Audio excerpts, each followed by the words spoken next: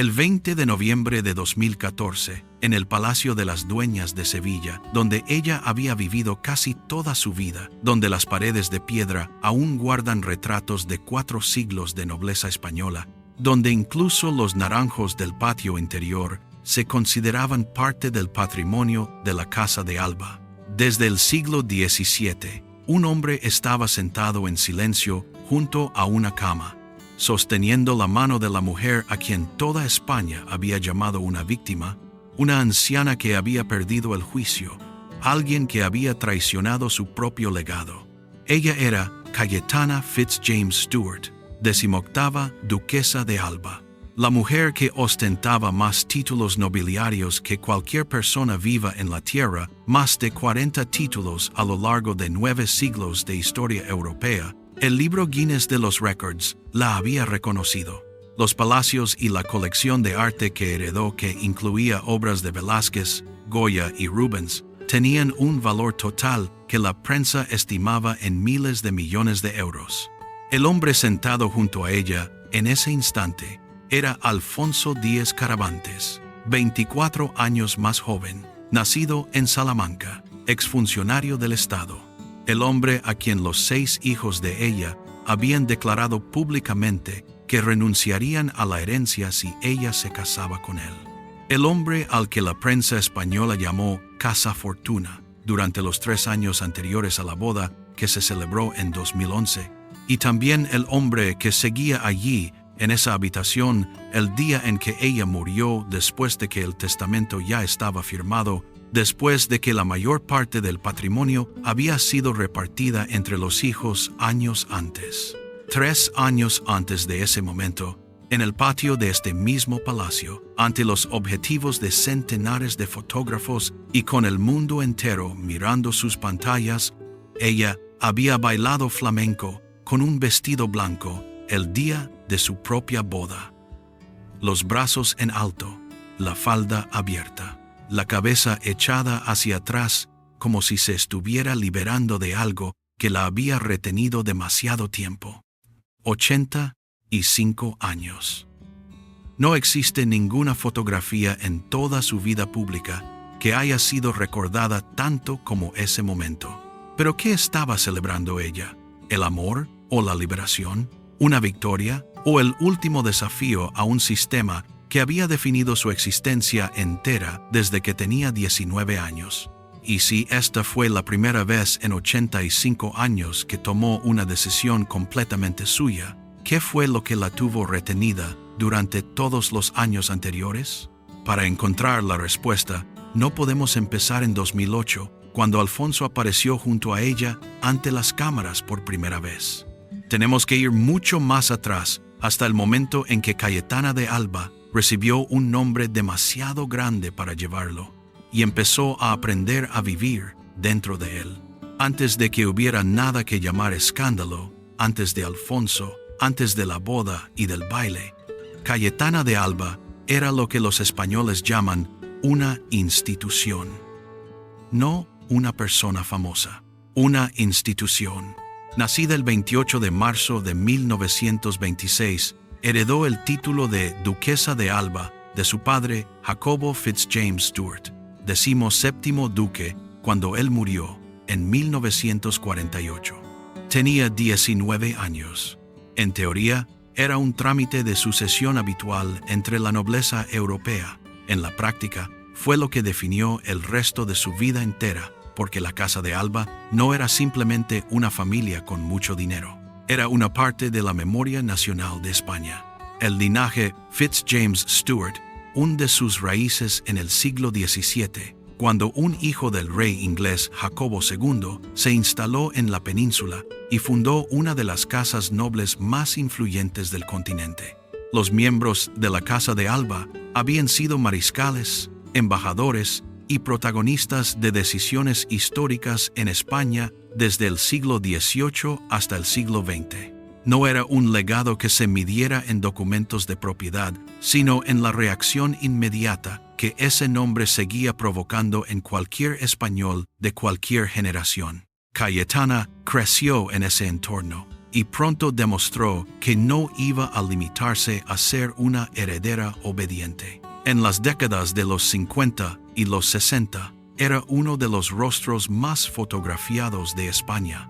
La prensa de moda internacional la consideraba un símbolo de una belleza específicamente española. El cabello rizado cobrizo, la mirada que no pedía permiso, y esa forma de aparecer ante el público como si no necesitara que nadie la justificara. Se dice que Salvador Dalí le expresó sus sentimientos. Ella lo rechazó.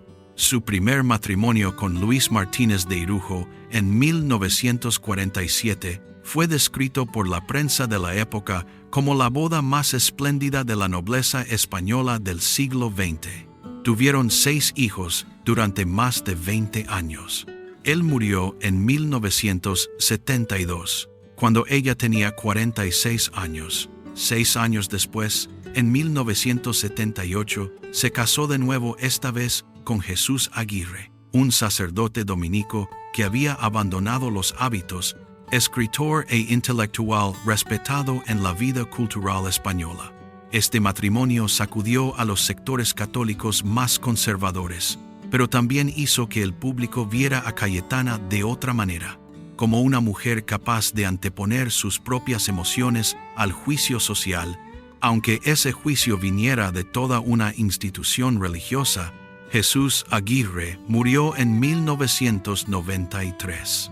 A través de 2 matrimonios, 2 viudedades y casi medio siglo en la primera plana de la prensa española, Cayetana de Alba se convirtió en algo que nadie podía encajar fácilmente en una sola categoría.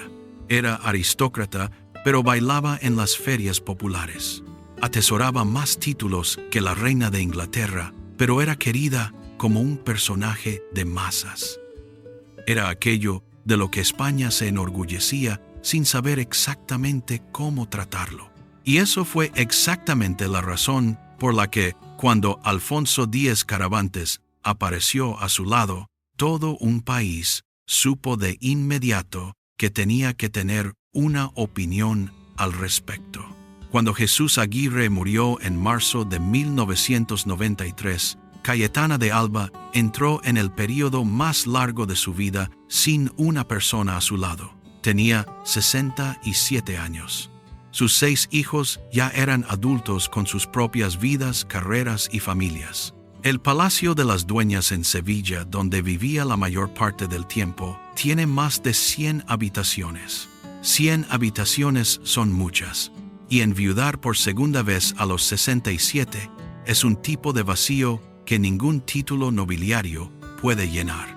Durante los 15 años siguientes, Cayetana siguió apareciendo en actos sociales, seguía siendo fotografiada, seguía manteniendo agenda pública. Pero quienes la conocían más de cerca en esa época la describen como una mujer que no se quedaba quieta en sentido literal. Bailaba flamenco en cualquier celebración que tuviera música. Aparecía en ferias populares a las que alguien en su posición normalmente no acudía. Fue fotografiada en bañador en Ibiza, bien entrados los 70 años. Esto no era búsqueda de atención. Era una mujer que no quería sentarse a esperar. Alfonso Díez apareció en los círculos sociales habituales de ella hacia mediados de los años 2000. No era hombre de prensa, no tenía perfil público, no disponía de patrimonio significativo. Según lo que las personas cercanas a ella han relatado, se conocieron a través de un amigo común sin ningún acontecimiento especial, sin ningún momento cinematográfico. Simplemente 2 personas que empezaron a pasar tiempo juntas. Lo que merece atención, y que la mayor parte del debate posterior pasó por alto, es que Alfonso no ajustó el ritmo de ella para adaptarlo a él. Fue él quien ajustó el suyo al de ella. Aparecía en los eventos a los que ella quería ir, en los lugares donde ella quería estar, a la velocidad a la que ella quería moverse. Para una mujer que había pasado toda su vida siendo el centro de distintos sistemas de expectativas, los de la familia, los del público, los del peso dinástico, ese tipo de ajuste no era un detalle menor. Hay algo que quienes trataron a los dos durante esa época repiten de manera consistente. Alfonso no hablaba de Cayetana ante los demás. No hacía declaraciones sobre sus sentimientos en actos públicos, no concedía entrevistas sobre la vida en común, no protagonizaba relatos en los que él fuera el narrador y ella el personaje. Su presencia era algo que se veía, no algo que se escuchaba. Para alguien acostumbrada a que todos a su alrededor opinaran sobre ella, sobre su legado, sus responsabilidades, lo que debía o no debía hacer esa diferencia no era trivial. En 2008, cuando aparecieron juntos en público por primera vez en un evento en Sevilla, ella tenía 82 años, él 58. La primera pregunta que la prensa española formuló no fue ¿son felices? Ni ¿es real lo que tienen? Sino ¿qué hace él ahí? Esa pregunta dice más sobre quién la formula que sobre las dos personas en la fotografía.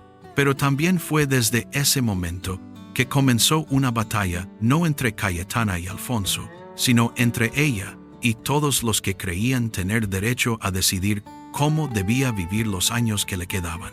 La reacción de la familia llegó rápido y sin disimulo. Carlos, el hijo mayor, quien heredaría el título de Duque de Alba a su muerte, fue quien expresó la oposición con más claridad. Pero los 6 hijos coincidían en un punto. Alfonso Díez no era la persona que querían ver en el rol de marido de su madre, y especialmente no era a quien querían ver con acceso a uno de los patrimonios nobiliarios más grandes de la historia de España. Sus preocupaciones no carecían del todo de fundamento. La legislación matrimonial española contempla derechos del cónyuge que podían plantear cuestiones reales tratándose de un patrimonio tan complejo como el de la Casa de Alba. No toda la oposición nacía del desprecio hacia Alfonso Parte, procedía de una realidad jurídica que cualquier familia en su posición habría tenido que afrontar. Pero la forma en que esas preocupaciones fueron trasladadas a la opinión pública es una historia diferente. La prensa española entre 2009 y 2011 se llenó de fuentes anónimas descritas como familiares cercanos o personas del entorno de la duquesa que ponían en duda la capacidad cognitiva de ella. Algunos artículos sugerían que estaba siendo influenciada en exceso. Otros planteaban si, a su edad, contaba todavía con la lucidez necesaria para tomar decisiones importantes sobre patrimonio y matrimonio. No existía ninguna evaluación médica publicada que respaldara esas afirmaciones. Pero la narrativa la anciana, que ya no está en sus cabales, manipulada por alguien más joven, entró en el ciclo mediático y nadie la desmintió con la suficiente fuerza como para detenerla. Lo que tampoco se decía abiertamente es que esa narrativa resultaba muy conveniente. Permitía que quienes se oponían a la boda presentaran su oposición como preocupación en lugar de como interés. Cayetana no respondió con ruedas de prensa ni con declaraciones cargadas de emoción. Respondió con un movimiento legal tan frío y determinante que obligó a reconsiderar todo lo anterior. Antes de que se celebrara la boda, donó en vida la totalidad de su patrimonio, los palacios, los bienes inmuebles, la colección de arte a sus 6 hijos, en proporciones acordadas. El valor total de los activos transferidos, según las estimaciones de la prensa, oscilaba entre 600 millones y más de 3.000 millones de euros, dependiendo del criterio de valoración. Una vez completado el proceso, Alfonso Díez ya no representaba ninguna amenaza legal para el patrimonio de la Casa de Alba, porque ese patrimonio ya no le pertenecía a ella para que nadie pudiera heredarlo de ella. Había eliminado el único argumento de sus detractores que no podía ser rebatido ejecutándolo antes de que nadie pudiera impedírselo. Eso colocó a Carlos y a sus hermanos en una posición incómoda. Habían recibido el patrimonio íntegro y ya no les quedaba ningún motivo legal para oponerse a la boda. La oposición personal seguía ahí, pero ya no podía vestirse con las ropas de la preocupación legítima. Después de que se completó el reparto, Carlos declaró finalmente que aceptaba la decisión de su madre. Esa es la versión oficial. Lo que verdaderamente ocurrió dentro de esa familia durante los 3 años de negociaciones, cuántas conversaciones tuvo que afrontar Cayetana, que nadie fuera de las paredes de Las Dueñas fue testigo. No hay fuente que lo haya contado completo. Lo que sí sabemos es que el 5 de octubre de 2011, Cayetana de Alba entró a su propia boda con el peso de 3 años de batallas que nadie había presenciado, y eligió celebrarlo con un baile que el mundo entero iba a recordar. El 5 de octubre de 2011, Sevilla. Cielo despejado. El Palacio de las Dueñas, una de las obras de arquitectura mudéjar más importantes de España, construida en el siglo XV, residencia de generaciones de los Alba, se convirtió en el centro de lo que la prensa española llamó la boda del siglo, no por su esplendor, sino porque nadie había dado por seguro que llegara a celebrarse. La ceremonia tuvo lugar en el interior del palacio ante la familia y los más allegados. No fue el acto multitudinario con centenares de invitados de la alta sociedad europea que había sido su primera boda en 1947. No hubo retransmisión en directo. Una ceremonia comparativamente pequeña, según los estándares de quien ostenta más de 40 títulos. Eso, en sí mismo, era ya una declaración. Este matrimonio no era un acto de Estado. Era la decisión de una persona. Los 6 hijos estuvieron presentes. Esto está confirmado. Carlos, quien había sido el más vocal en su oposición durante los 3 años anteriores, estuvo allí y fue testigo. Lo que ocurrió entre él y Alfonso dentro de ese palacio, antes y después de la ceremonia, ninguna fuente lo ha revelado. Lo que los medios amplificaron con más fuerza no fue la ceremonia en sí, fue lo que ocurrió cuando los formalismos terminaron. En el patio del palacio, cuando comenzó a sonar la música de flamenco, Cayetana de Alba salió al centro y bailó. No fue nadie quien la sacó. No estaba organizado para las cámaras.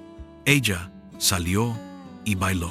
La fotografía tomada en ese instante la muestra en el centro del patio con un vestido blanco, el brazo izquierdo alzado, la cabeza ligeramente echada hacia atrás, una sonrisa completamente serena en el rostro de sus 85 años. Alfonso está a su lado mirándola. Los 6 hijos están alrededor. Varios de los invitados también bailan o siguen el ritmo con las palmas. Esa fotografía apareció en la portada de la mayoría de los grandes diarios españoles al día siguiente. Después se extendió por toda Europa. Después llegó a los medios internacionales de Reino Unido, Francia, Alemania y Estados Unidos, hasta casi cualquier país con lectores interesados en la nobleza europea. La reacción se dividió en 2 corrientes nítidas, y la división no siguió fronteras geográficas ni generacionales de manera sencilla. La primera corriente miró la fotografía y vio algo preocupante. Una anciana a una edad en que debería estar descansando, bailando ante las cámaras el día de su boda, con un hombre 24 años más joven que no tenía nada más que su presencia. La pregunta ¿qué hace él ahí? No desapareció, simplemente se pronunció en voz más alta. La segunda corriente miró la misma fotografía y vio algo completamente distinto.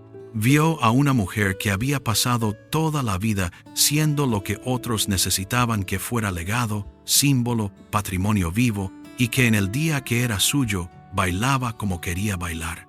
No por instrucciones de nadie, no para los medios, porque ella quería. Lo que conviene separar del ruido. Ninguna fuente fiable en ese momento, ni después confirmó ningún indicio de coerción o manipulación en la relación de los dos. Ningún testigo reveló comportamientos de Alfonso que apuntaran a abuso durante los 3 años en que aparecieron juntos en público. Lo que había en realidad era un patrón psicológico muy conocido. Cuando una mujer mayor actúa según su propia voluntad junto a un hombre más joven, la interpretación por defecto es que está siendo influenciada, no que está eligiendo. Cayetana no dejó una entrevista larga explicando por qué quería a Alfonso. No escribió memorias. Lo que dejó fue una frase corta, pronunciada cuando la prensa le preguntó por qué seguía adelante con la boda, a pesar de todo. Porque le quiero más que a nada. Fue la única frase que consideró necesaria, y fue la frase que cada una de las dos corrientes de opinión escuchó de la manera en que ya lo tenían decidido. Una vio en ella ingenuidad, la otra, determinación. Después del 5 de octubre de 2011, su matrimonio ya no era una pregunta sobre el futuro, pero la pregunta sobre qué significaba, sobre quién tenía derecho a contarlo y cómo debía ser contado, seguía abierta y no se cerraría hasta el día en que ella murió. Los 3 años del matrimonio, desde octubre de 2011 hasta noviembre de 2014, transcurrieron en gran medida fuera del alcance de la opinión pública, de una manera que habría sido impensable 2 décadas antes. Cayetana y Alfonso no se convirtieron en la pareja que concede entrevistas periódicas sobre su vida en común. Vivían en Sevilla. Ella mantuvo su agenda, pero al ritmo de quien ya tiene más de 80 años, sin la intensidad de antes. Él estaba a su lado. No hubo declaraciones relevantes de él sobre sus emociones ni sus planes personales durante ese periodo. Que desaparecieran de los titulares no hizo que la opinión pública se detuviera. En un lado, quienes seguían creyendo que el matrimonio era la prueba de un deterioro en el juicio de Cayetana, continuaron interpretando cada señal, cada aparición en silla de ruedas, cada noticia sobre su salud, como confirmación de lo que ya tenían concluido. En el otro lado, el baile del día de la boda fue reencuadrado gradualmente como un ícono cultural, la mujer que se niega a dejar que la edad la defina, símbolo de una autonomía tardía pero sin fisuras. Ambas corrientes hablaban de Cayetana. Ninguna la estaba escuchando realmente. En noviembre de 2014, su estado de salud se deterioró con rapidez. Fue atendida en el Palacio de las Dueñas, en lugar de en un hospital, por voluntad propia, según fuentes familiares. Alfonso estuvo con ella durante ese periodo. Los 6 hijos también regresaron. Murió el 20 de noviembre de 2014, a los 88 años. Tras su muerte, la pregunta que una parte de la opinión pública había esperado que quedara resuelta, obtuvo una respuesta que nadie había previsto del todo. Alfonso X heredó muy poco. La mayor parte del patrimonio, los palacios, las colecciones, los bienes inmuebles, ya había pasado a los 6 hijos desde 2011. Alfonso recibió una parte modesta del caudal restante conforme al testamento. Eso no resolvió nada en el debate. Quienes habían sostenido que era un cazafortuna, dijeron que había fracasado en su plan. La prueba era que no había obtenido gran cosa. Quienes habían estado del lado de ella dijeron que eso demostraba que nunca había estado allí por el dinero. Nadie cambió de posición. Cada parte usó el mismo dato para confirmar lo que ya creía desde antes. Así terminan estas disputas en torno a figuras públicas, no con una verdad nueva que lo transforma todo, sino con cada bando retirándose con su versión y la historia real de la persona en el centro, quedando enterrada entre 2 corrientes de ruido. El título de Duque de Alba pasó a Carlos, siguiendo el orden de sucesión. Alfonso X retomó su vida privada. Y una pregunta, la que nadie en aquel debate formuló de verdad, empezó a verse con más claridad a medida que pasaron los años. Esa pregunta es: la mujer que bailó flamenco en el patio de su palacio el día de su boda, ¿qué estaba celebrando? No el amor en el sentido joven e impulsivo. Ella había superado esa etapa hace mucho tiempo y lo sabía. Tampoco una victoria sobre la familia o la opinión pública había pagado demasiado para llegar a ese día.